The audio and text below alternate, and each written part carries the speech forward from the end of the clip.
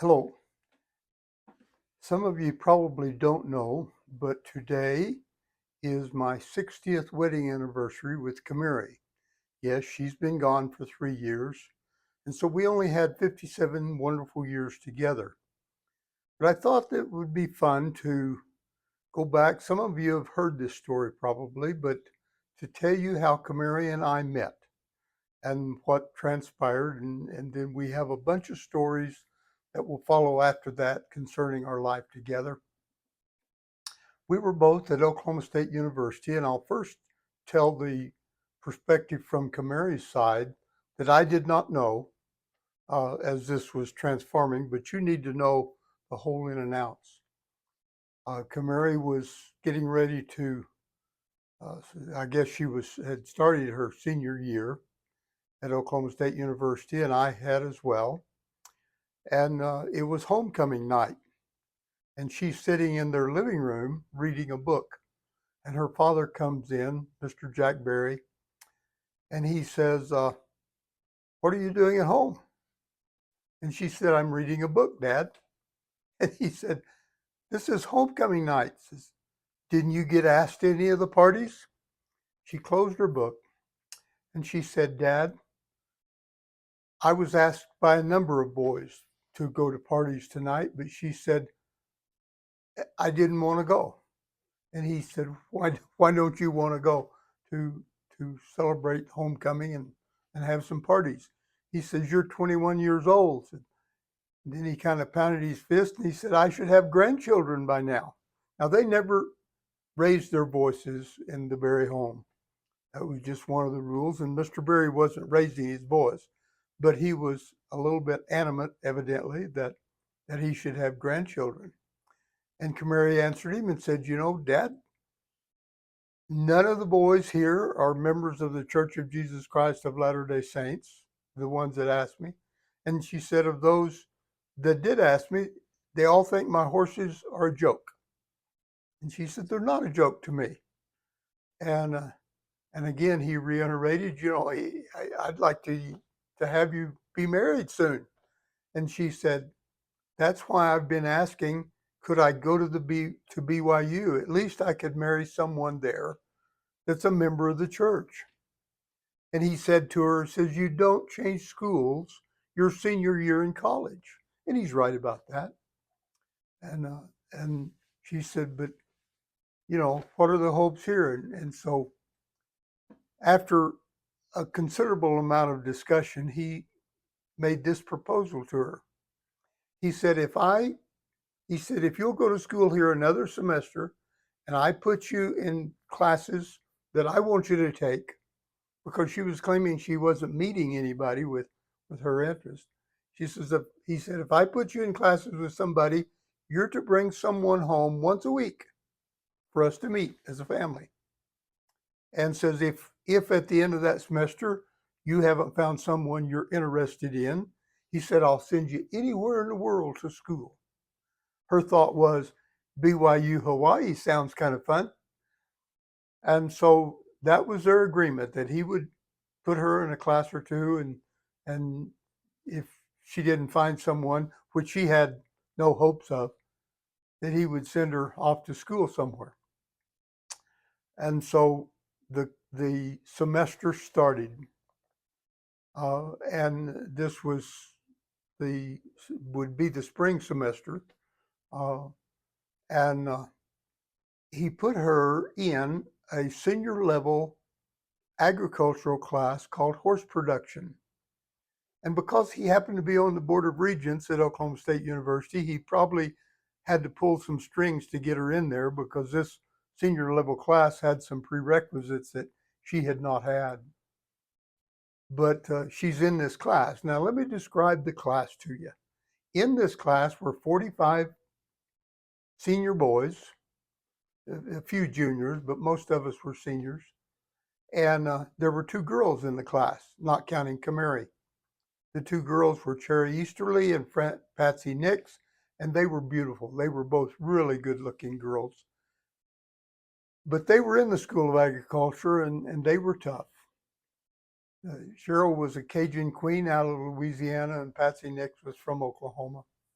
but they could, and this isn't down on them, but they could outcuss, outdrink, and probably physically whip a number of the boys in the class. And then there was little petite CaMary. Now she was at that time 95 pounds, about 5'3", maybe 5'4", blonde headed, had her hair in a ponytail, and she always came to class late.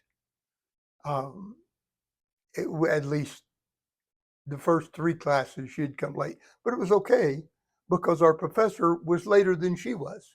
But she had always come hustling in just as class was supposed to be starting, and she'd look around the room and go sit down and go through the class. Well,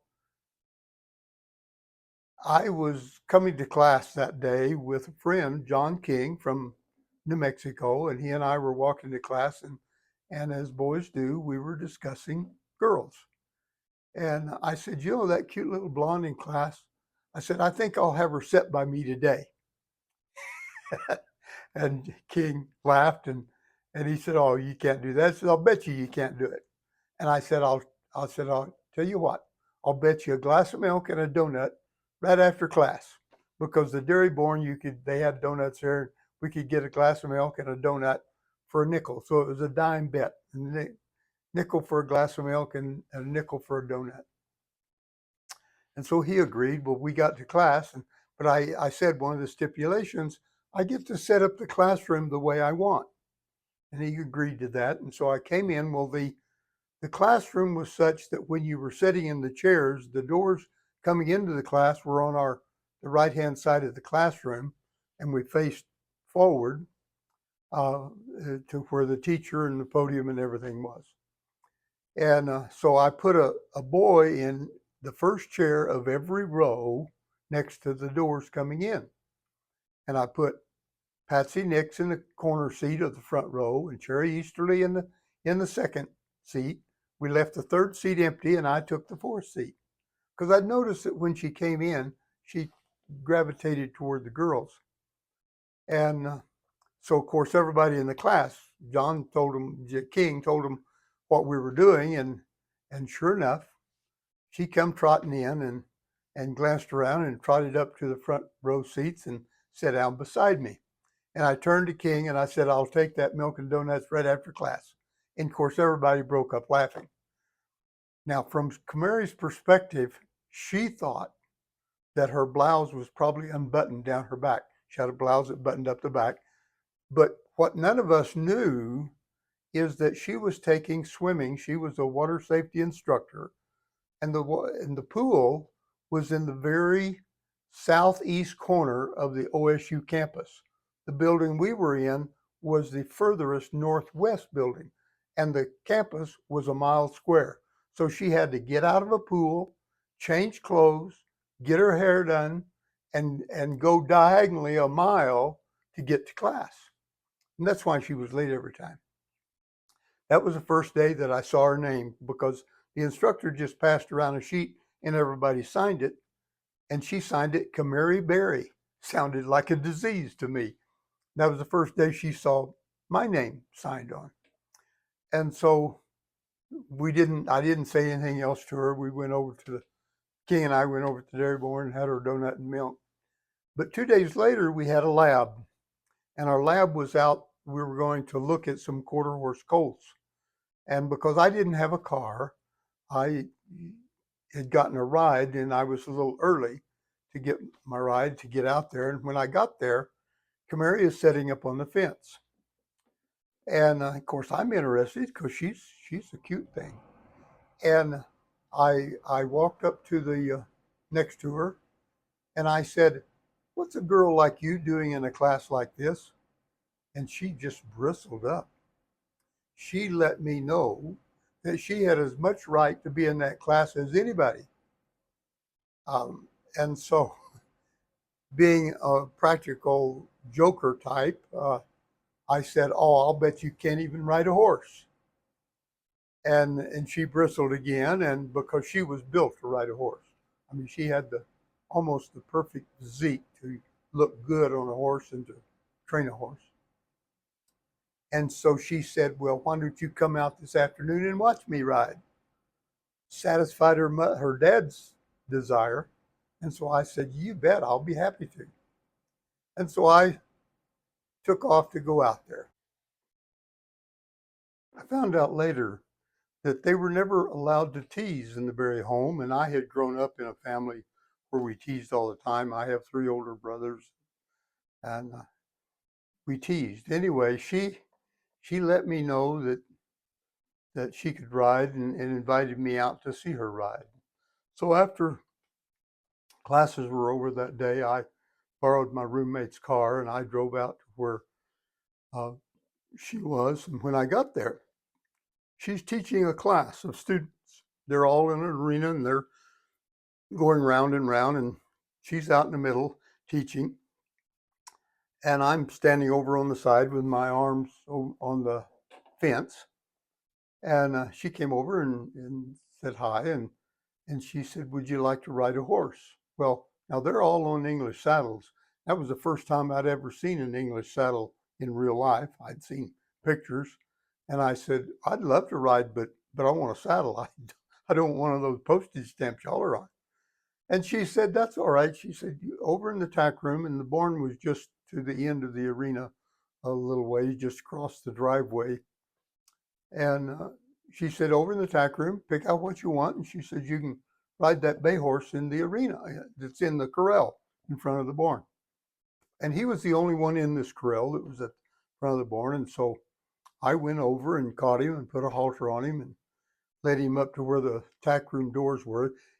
Her barn was an L shape, and it was in the center of that angle is where the tack room was, and then it had stalls on either side of the legs of the L.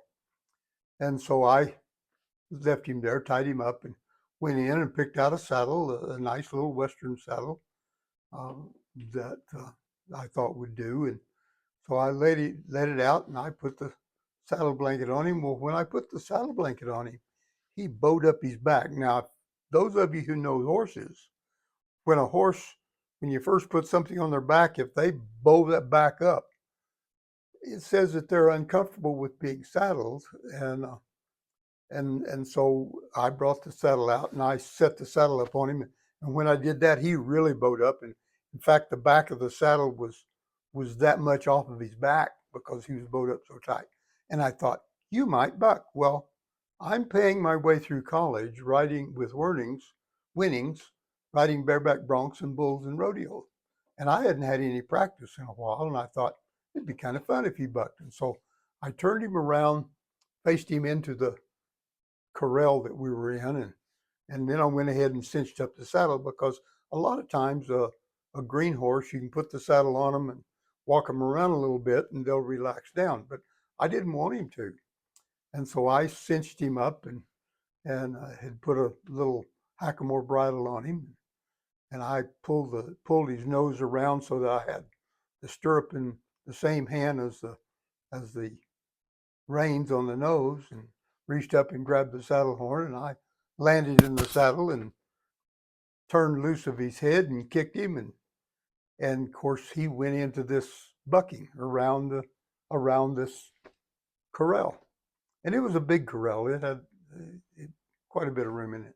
And so we're bucking around and around in there, and he really doesn't know how to buck real hard, but he sounded terrible. One of the few horses I've ever heard that bellowed as he bucked. And so we're going around and around. Well, he's beginning to slow down, and I look over across the road where CaMary and the students are in the arena, and they're all lined up along the arena fence watching this going on. And so we bucked around, and he finally quit bucking, and I turned him left and right a time or two. And the gate going into the corral was, the corral was 6 feet high, and the gate was 6 feet, but it was a wooden gate, and it had a bar that slid in to keep it shut. And I rode over next to it and used my foot to kick the bar open because there wasn't anything else in the corral with us. And the gate swung open, and I started out. That put me into about a 300-acre pasture. And I waved at the people who were in the arena, said, told CaMary, I'll be back in a few minutes. And he went into this high rolling buck, headed off across the field. And so I took him out and I rode probably for close to an hour. And when I got back there, her dad was down there. Now, his office building was just on the other side of the fence, and the driveway we went across between the barn and the arena was the driveway to his office building. And he had an office on the second floor with a big picture window where he could look out, watching over his daughter and the things that she was doing. So we came back and CaMary introduced me to her father, and he hired me as a handyman.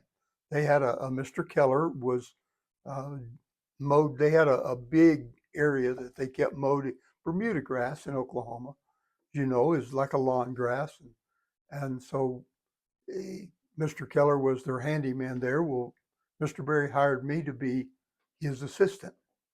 And he said he's getting old enough. He needs somebody young to do things, and that was fine. I needed a job, and so anyway, that's how CaMary and I first met.